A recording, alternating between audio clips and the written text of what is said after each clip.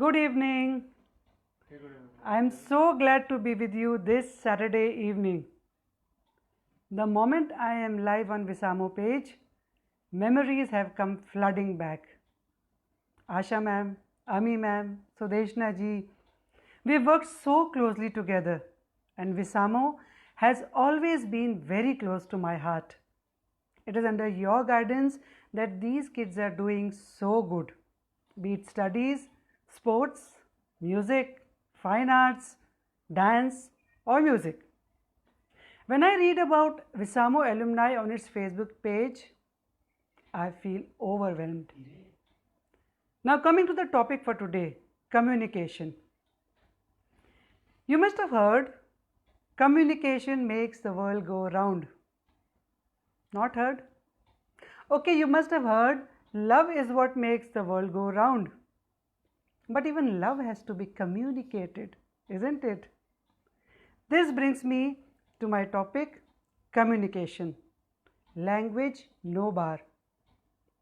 Again, is there something wrong with the topic? A good communicator is one who has excellent language skills. Or is it? Let's see. What do we generally associate communication with?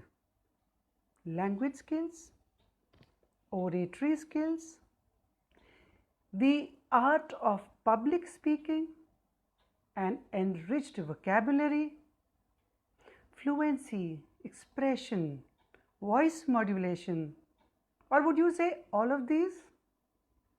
I would say communication is much beyond language and words.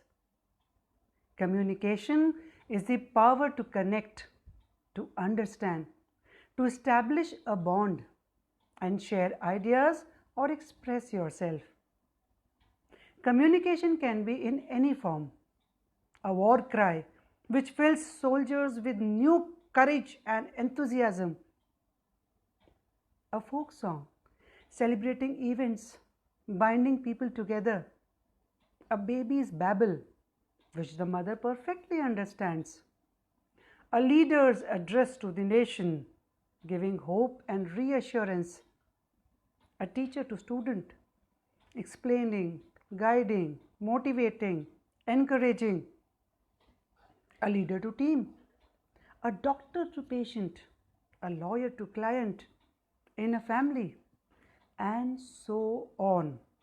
What I mean to say is, communication can be in any form, for any purpose, between any individuals and to any target audience. Then, how do we generalize what constitutes effective communication? Humans are emotional beings. So, to be an effective communicator, we must have the ability to understand emotions and feelings. I will give you an example or a few examples.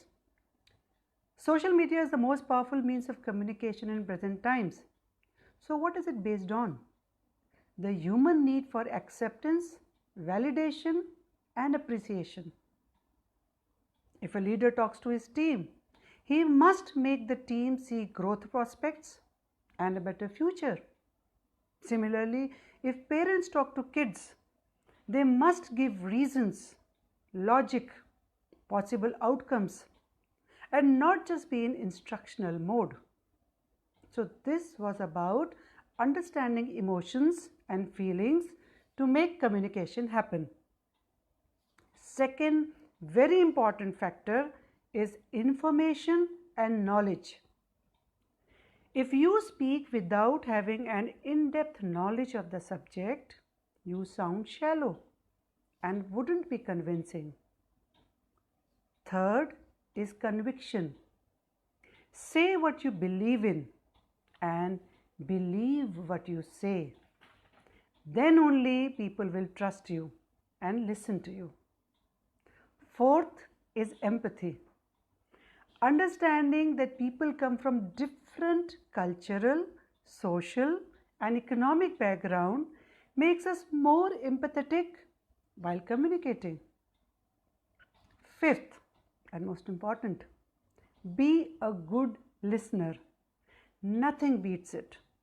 A good communicator is always a good listener. It helps you understand their perspectives and establish meaningful relations.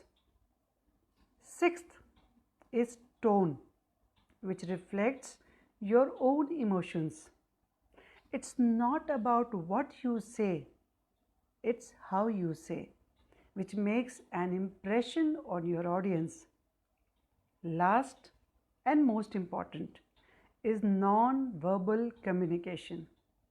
A look, a gesture, a pat, a handshake, a nod can speak volumes. Some of you must be pet lovers or dog lovers, and you know very well what that look means or that paw on your hand suggests. That's the power of non-verbal communication. Non-verbal communication includes gestures, expressions, body language, and is a very important medium of communication. So we try to talk about all these factors which make communication effective. And language certainly is the basis of all communication. Knowing more than one language gives you a broader perspective and widens your horizon. Studies have indicated that children who are exposed to more than one language are more logical and better at problem solving. Coming back to our topic, communication. I would like to quote Aristotle. He once said, "The size of the state should be determined by the range of man's voice." But today, your voice travels across the globe in a few seconds. So, communication in today's digital world has become all the more important. Changes are happening at a crazy speed. Ideas are evolving and getting transmitted rapidly, so fast that the world has been converted into a neighborhood. This brings me to the last point I want to convey today, and that is responsible communication. Because communication is such a powerful tool, and now science and technology has given it such an incredible speed, it becomes very important that whatever we communicate, in whichever platform, it should be ethical and contribute to the growth and well-being of society. We have to teach our children that every spoken and written word has an impact on readers and on society. So it has to be ethical, it has to respect human rights, and it has to be as per the rules and norms. I hope I was able to communicate my views to you all. I can see that all of you are here with me today and have joined me in this talk, and now I would love to answer your queries. So I would say, bring it on. Let me answer your questions. Let me answer all those thoughts which have been going on in your mind so far. So let me have a look at the chat box. I have one question here from Nirmala Joshi. She said, what are the greatest challenges for good communication? Very good question, Nirmala ma'am. To be a good communicator, first you must know what you want to talk or what you want to communicate. So as I covered in my points already, language, yes, is important. But it is also important to, one, know whom you are talking to, understand that person's needs, understand what background he is coming from, and then communicate. The purpose of communication should be very clear. Then you should be very empathetic and understanding towards the person you are communicating to. Because as I said, it's important first to establish a connect, then only the person will be able to get you. So understand the person, establish a connect, and then say what you believe in. And obviously, you will be able to communicate very well. Next question I can already see from Parthiv Dave sir. He says the communication between teacher and student. Okay, how can it be more effective and simple? Very good question. Very good question. You know, the most important communication actually happens in the classroom. It is said classrooms are mirrors of society. What breeds in the classroom grows in society. So it's very important for us as teachers to understand that we have to set the right tone of communication. How can we do that? Although children can be very demanding at times, although they can be very testing at times, but one, we have to understand them. Two, we have to respect them. Trust me, the moment you respect a child, your communication becomes very easy, because whatever you say, they're going to follow. Third thing, which is a little difficult for us, because ours is a generation which has seen the maximum changes in one generation, from pre-Google to today's crazy world. It's difficult for us to accept, but yes, we have to accept that every child is different. So we can't be judgmental, we have to be inclusive, and we have to understand that every child may have different ideologies and different belief systems. We should not see it as a clash, but once we start accepting it, the communication becomes a two-way process. Thank you, Parthiv sir, for asking this question. Let me scroll and see if I've missed any. Just give me a minute. Let me scroll from the beginning. So, Princey Nair ma'am wants to ask a question. Bring them on camera.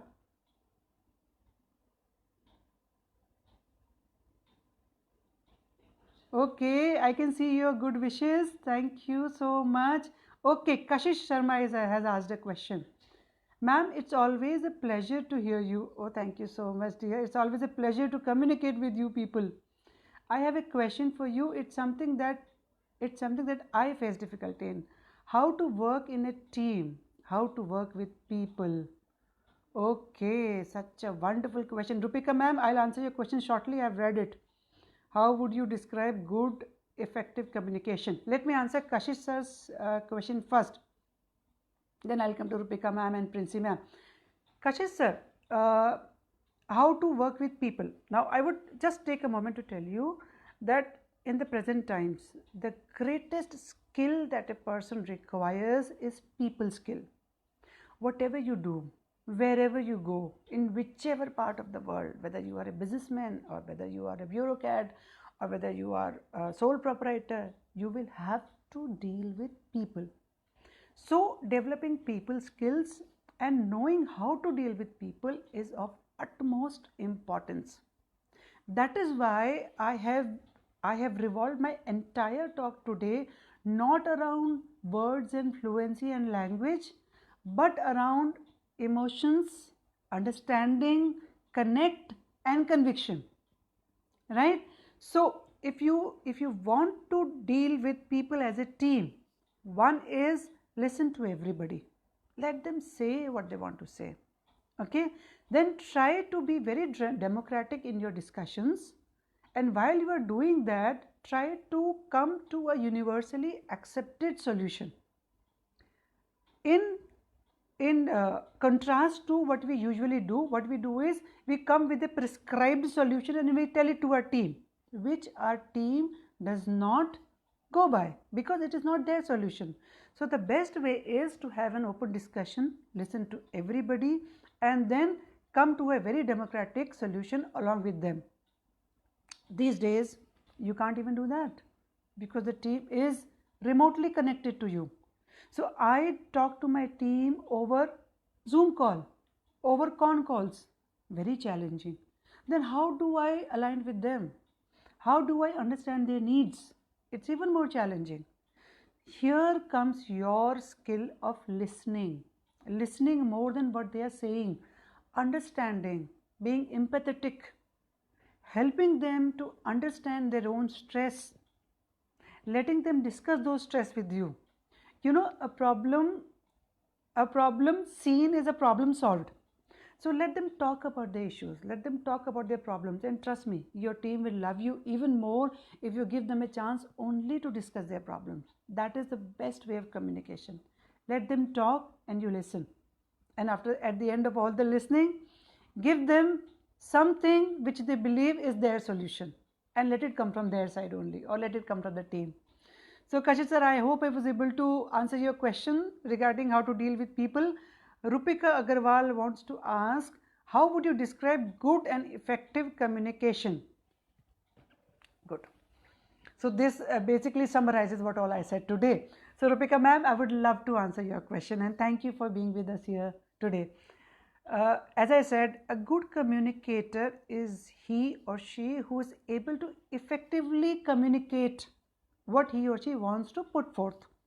If I am very knowledgeable, I have excellent language skills, but what I speak, my team doesn't understand or doesn't believe in, then I am not a good communicator.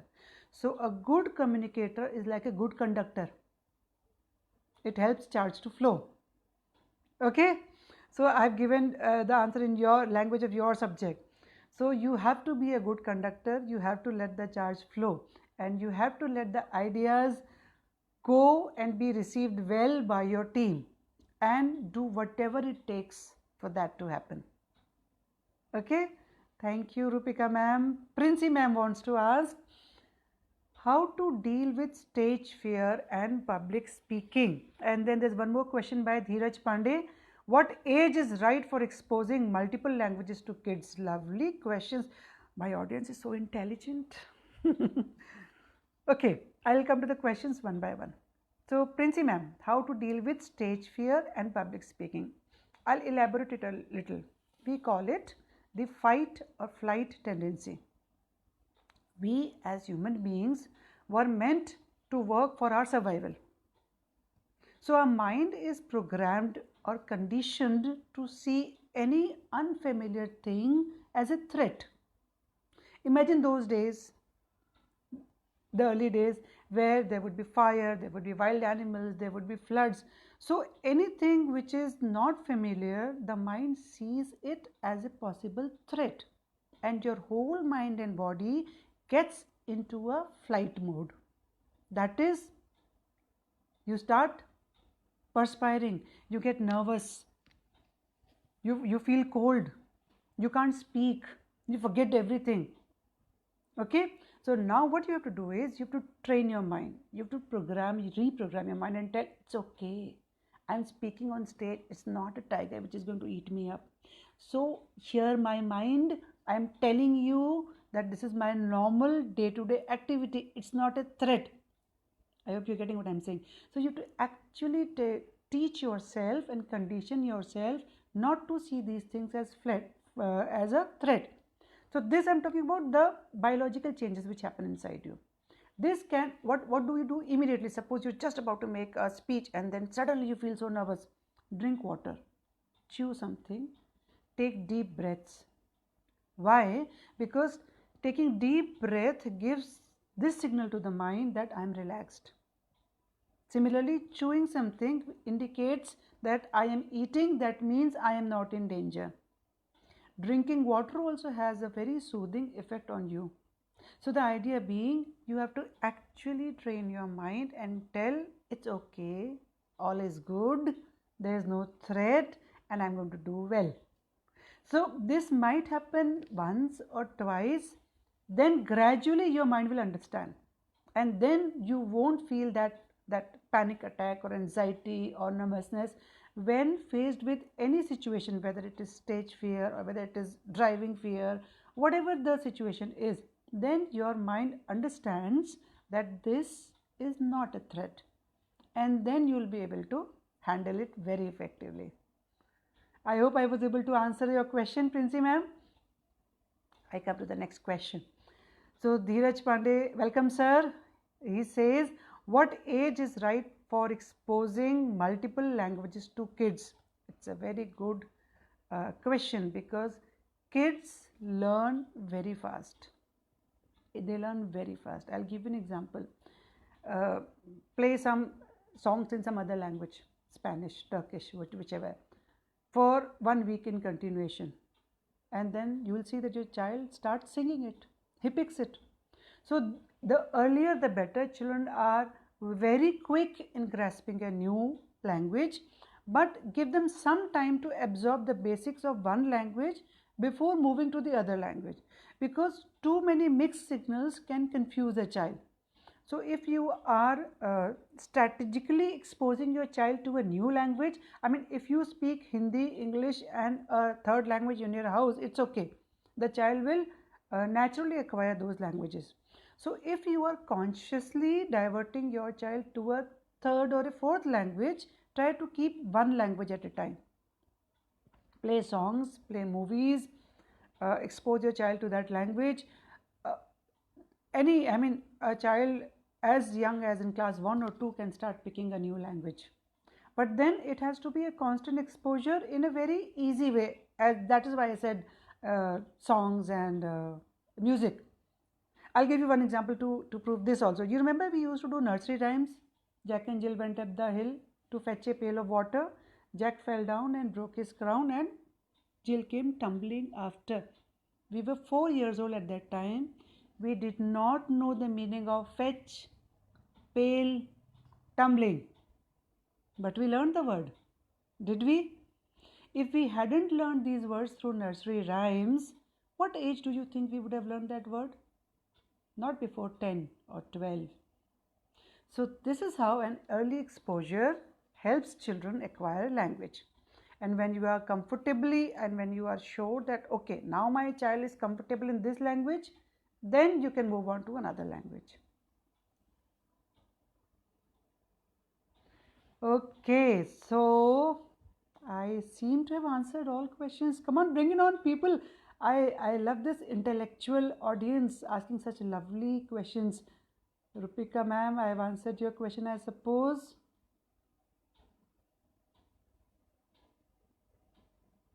Thank you all for coming.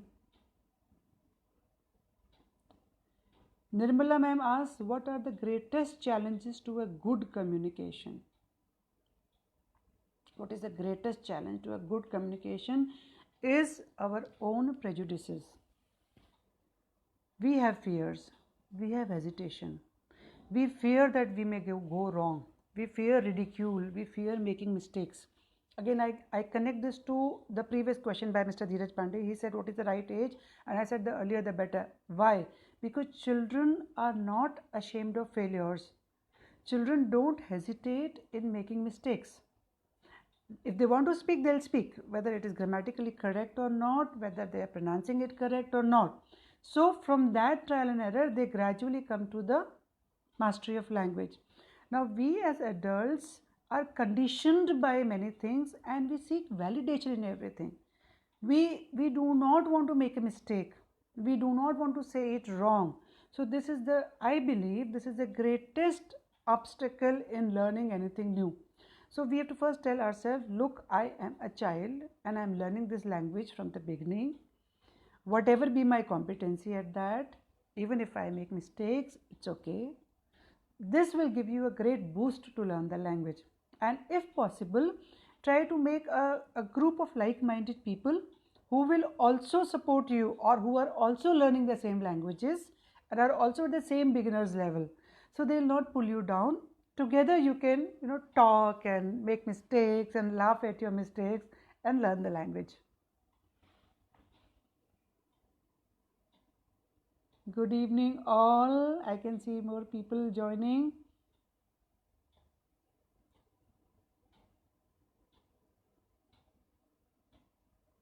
Nice.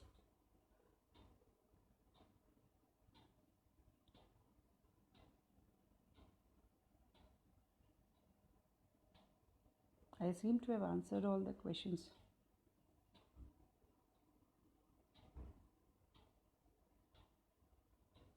Shweta ma'am has asked, Shweta Dalal, how can we communicate effectively with our team members? All these are leaders in the making. Good. what are some fast, Princey ma'am has asked, what are some fast and effective ways of overcoming stage fear? Sajita ma'am has asked, what are the basic tips that we can give to students of classes 6 to 8 for a better communication? I'll take this question. And Shweta ma'am, team, that question I answered for Kashish sir. And if time permits, I'll answer once again. So I'll go to Princey ma'am's question, which is, what are some fast and effective ways of overcoming stage fear? Again, condition your mind. Okay, condition your mind. Tell yourself, it may sound a little funny, but it actually helps. Stand before the mirror and say, there's nothing to fear. It's not a threat. It's something I love to do. It's something I want to do. And I know I'm going to do it well. These are called affirmations, but then they actually guide your mind, and your mind actually controls the responses of your body. So this helps, and I've tested it. It helps. So Sajita ma'am asks, what are the basic tips that we can give to students of classes 6 to 8 for a better communication? Very good question, Sajita ma'am. 6 to 8 is the perfect age for children to develop their communication skills, because at this age socializing is maximum. The children are with their friends all the time. So one thing that I would want you to tell your student is, whatever language you want to develop, start communicating with your peer group, with your friends.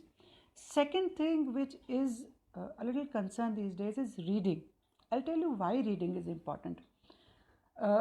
Good communication skills to a large extent depends on what is the volume of new vocabulary that we are exposed to. In our day-to-day conversation, it's very, very limited. If you are, a movie lover and you love to watch English movies, your vocabulary will improve a little further. Okay, but nothing but books can take your language and vocabulary to a level which is much higher. So I always suggest book reading. If children don't want to read books, let them go to Kindle, let them go for audiobooks, let them have book discussions. But this is one thing which we have to preserve. We have to teach these children how to read books. And again, I'll repeat, songs and movies are also very powerful tool in learning a language. That is language. If we talk about communication, teach children how to use their voice. Many children at this age do not know how to use their voice. They'll either scream or they will mumble inside their mouth, so they are not clear, or they'll be too loud. So this is the right age to tell them what voice modulation is, what throw of voice is, what a pause is.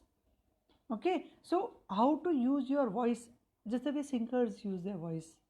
Okay, how to use your voice is a very effective tool, and ma'am, if a teacher like you tells them, it's going to benefit them a lot. Okay, so yes, a very good question. Veena Mathur has asked, how can we teachers contribute to responsible communication? I'm so thankful you understood this point that I was trying to put across. Nobody is talking about responsible communication these days. Everything is online, and people think that they can post whatever they will feel like. We must, I think, once in a while in the classroom you can have discussion, or when you're not teaching you can have a general discussion, or if something has happened recently and children are wanting to discuss, let them talk about it. Let them talk about how one irresponsible comment by a person can destroy the other person. Every person is not strong. Some are sensitive, some are emotional, some get destroyed very easily. Some do not have the trust and support of the parents, and even their parents start questioning them if something like this happens. So please try to understand that it's no fun making irresponsible conversations online. Just because it cannot be checked, just because it cannot be controlled at that moment, I'm not saying it cannot be checked. There are instances where there have been serious legal repercussions for people. It's been very recent. So posting an irresponsible comment has actually landed people in trouble. Now, what if I say that the people never knew that this was bad because nobody told them? So let's start telling people it's not okay to talk irresponsibly, especially when you are posting anything online. Just think that if I read it again after 10 years, would I like what I have written? This one statement will help them understand what it means. Thank you, Veena ma'am, for posting this question. How are you, Asha ma'am? Suja ma'am, so nice to see you here. Hi, how are you? Another question I find, okay, Suja ma'am has asked a question. I find few students very good at writing, but they lack in communication. Yes, it happens. The very fact that they are very good at writing, okay, I'll bring two things together. One is the ability to speak, which is their verbal ability. The other is their thought process. If both are not in place, you cannot be a good communicator, because what you speak has to be continuously supplied by your thoughts and ideas and knowledge and your thought process. Now, the very fact that this child that you're talking about is very good at writing means he has a good thought process, he has ideas. So, why doesn't he communicate? There could be various reasons. One, it could be his voice, it could be speech problems. Now, I'm telling all possible answers. It could be some experience in the past where he tried to but was ridiculed at or made fun of, or it could just be that he's just too shy. So what we can do is we can begin with small baby steps, as in you can ask the child to read in the class, or just read a sentence, or just read news, and step by step, as the child gains confidence and he knows that I am good, he will definitely be a good communicator. Thank you, Suja ma'am. My pleasure, Kashish sir. Okay. Welcome, Kanchi, and she wants to ask, can you please give some tips on how to communicate with the senior authorities? Yes, so my students are now professionals. Senior authorities, managers in office, and put forward constructive criticism for peers without offending them. Kanchi, I'll honestly tell you one thing, that people of age that your superiors or seniors are, they are quite rigid. They're not very open to criticism. And I can completely, totally understand the problem that your generation is facing with them. So, what you can do is, there are two ways. One is put everything into system. How? I'll tell you. So, suppose there's something that you want to put forth. So, you can suggest, so let's have a brainstorming session. So, let's have a review session. So, let's have a feedback session. Instead of me telling my boss that this is where you want to improve, we can devise a system wherein it automatically comes out. So whatever capacity you're working in, you can suggest to your team that we should have review sessions. It's good for everybody. Obviously your superior will agree. Nobody minds a review session. So in the review sessions, with a very neutral stand, without saying that it's you that I'm talking about, while accepting a very neutral stand and with a very balanced tone. I mean, when you're giving feedback, try to keep your tone very balanced and very passive. Bring out all these things which are not good. For example, you can say, it's not good that certain clients talk irresponsibly to customers, which puts the organization in the bad taste. Or you can say, it's not right that some people spend a lot of time, on their personal calls and personal work in the office, which demotivates the other people and then spoils the atmosphere.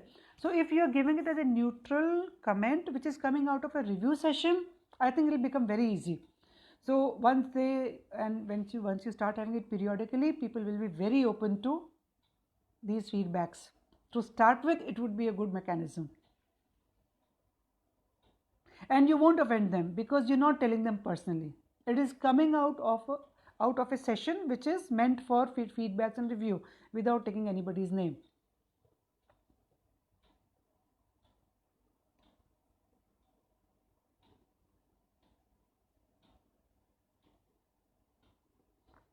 It was my pleasure answering these questions. Hi Deepali ma'am. So Deepali ma'am says, thanks for the information. How to make students use proper language? As we see nowadays for teenagers, using harsh words is meant to be cool. Right, right, right. Absolutely right. Uh, I see it as, I suppose let's flip the situation. What if children seek attention? What if they demand respect? What if they demand attention?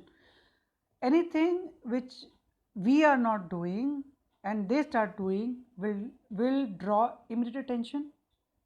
Okay, so somewhere if you find people using inappropriate words and language which they are doing, you will also notice that they do this more between the age of 15 to 19. The moment they reach the age 20, this declines because maturity sets in. They realize that these are not the things which make us cool or which make us fashionable or which make us, in with the times. So, what is it between the age of 15 to 19 that forces them to be at this, be this harsh, or you can say crude, gross? Why do they use such language? One is, which I know we cannot help, is their exposure to such language. It's sad, but songs, movies, we are exposing our children to such language. So what is happening is their exposure to negative is more than their exposure to positive. So can we nullify the exposure to negative by giving them more exposure of positive? This is where a general environment, whether it is of school or families, it helps, because you will notice that in certain families children do this less. Why? Because of the environment. So we have to, I know the times are difficult, it's very challenging, but we have to try our best. A very simple example is, if I never break the code of conduct in terms of my language and behavior, people will not break the conduct with me, right? So why? Because somewhere we've defined the limits, that I don't talk like this, so people don't talk to me like this. This is called defining limits. So from personal level to family level to organizational levels, somewhere we have to define limits, that here we don't talk like this. In my class, we don't talk like this because I never talk to you like this. Get it? So I always talk to you politely and with respect. So I expect that my students talk to me politely and with respect. I think this will take care of your problem to a large extent, and if there are more people like you, we will certainly make a difference.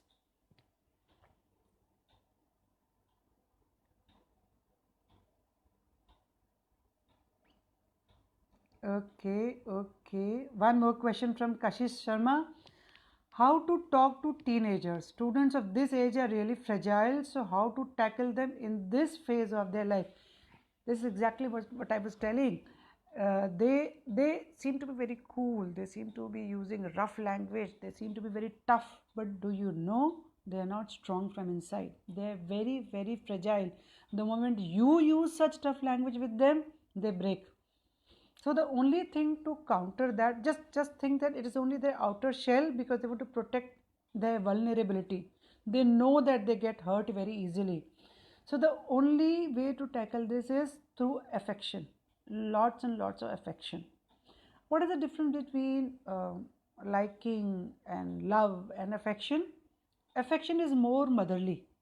It has an element of care and concern. So once you deal with children with affection, they understand, and then affection always gets reciprocated. So whenever you see that a child is on tender hooks, I mean rash or behaving aggressively, just approach that child with a lot of affection and try to talk to the person, try to talk to the child. Never ever say anything which will further damage the situation, because yes, whenever there is a very rough exterior behavior, there is a very vulnerable child hidden behind it. Kashi sir, it truly shows your concern for your students. Nandini ma'am asks, How can we be more effective in communicating on social media? Absolutely valid question. I mean, social media is not a dump yard that you dump all your negativity and your negative emotions on social media. It's bad. Why is it bad? Because if I feel an urge to write something bad, that means I have to handle my negative emotions at that point of time. I don't have to multiply it by giving it to so many more people. It's not good. So somewhere we have to understand, and why this is happening, because now there are no emotional cushions in the family. Earlier there was somebody in the family, a chacha or a mosi or a cousin with whom the child would tell everything, and that would be an emotional cushion. Now there is nobody, parents are working, the child is alone. So where does that outburst happen? It happens on social media. So we as parents or as teachers, we can tell children that accept your emotions and deal with your emotions. Don't pour your emotions onto a platform where it will multiply and make other people suffer, because negativity is never going to make other people happy. A person who's posting irresponsibly on social media, one first point, that person needs healing. Secondly, if that person is giving it to others, he's also making other people suffer. There's a question from Punita Kantpal. How can we improve non-verbal communication for children who are not expressive? Yeah, some children are not expressive. It depends. If the child is, for example, up to 5 years of age, I mean, it's said that children who are very young need a lot of physical touch. In fact, there are things in our system, things are giving the baby a massage, which has nothing to do with the massage, but it has something to do with the touch. So the younger children need a lot of physical touch. So cuddling, patting on their head, giving a head massage, or holding hands and walking. So try to, if the child is up to 5 years of age, try to give as much as possible of physical touch to the child. A lot of hugging, a lot of uh, cuddling. The child feels reassured, and the child also grows into a very confident adolescent. And similarly, I mean, there are situations where only a pat on the back can tell the child that yes, I am with you. So it depends, whatever be the age, but then parents can always show through their non-verbal gestures that you are important for me, I care for you, and whatever happens, I stand by you. Right? They're not expressive because they fear being rejected. The only reason why certain children are not expressive is that I'll be rejected or I'll be made fun of. So you have to give them that reassurance. And for example, I'll tell you, if you want your child to say, I love my mommy, so you have to tell, I love my child. Then only you will get that in return.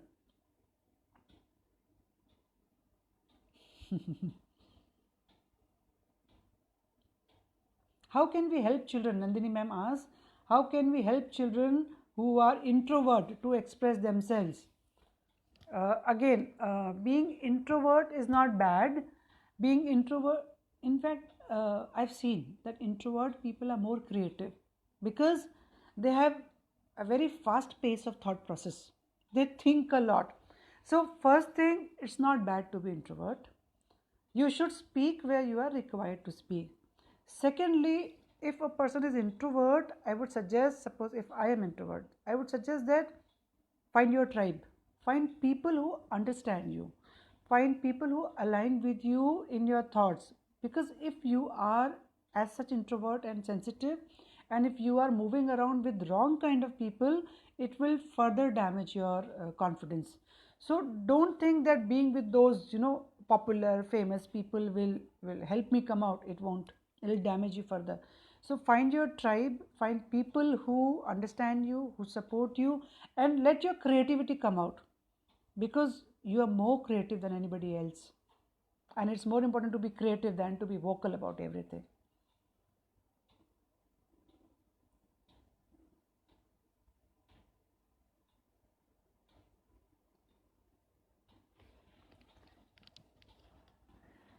Okay, so we're almost here for 45 minutes. I'm loving it. I wish this could go on forever. But now, thank you for these compliments. I would say that post your questions on the Visamo Facebook page. I'll try to answer as many as I can. Once again, I thank Visamo Kids Foundation, and it's my personal message to all of you, because today's topic is about communication. Connect to Visamo in whichever way you can. I will not say do this or do that or you can do this. I will just say go visit Visamo's page, understand what beautiful work is going on there, and try to connect, try to contribute, try to be a part of Visamo in whichever way you can.